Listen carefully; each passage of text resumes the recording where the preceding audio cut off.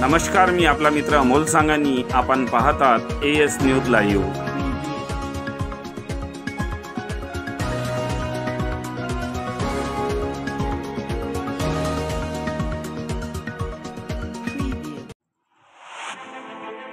काँग्रेस पक्षाचे खासदार राहुल गांधी यांनी केलेल्या आरक्षण विरोधी वक्तव्याच्या निषेधात यवतमाळातील भाजपचे पदाधिकारी आक्रमक झाले आहे.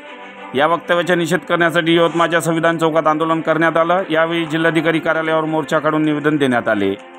या आंदोलनात भाजपचे आमदार मदन येरावार, आमदार प्राचार्य डॉक्टर अशोक उईके, आमदार संदीप दुर्वे, भाजपा जिल्हाध्यक्ष तारेंद्र बोर्डे, नितीन भुतडा यांच्यासह भाजप कार्यकर्ते व पदाधिकारी उपस्थित होते.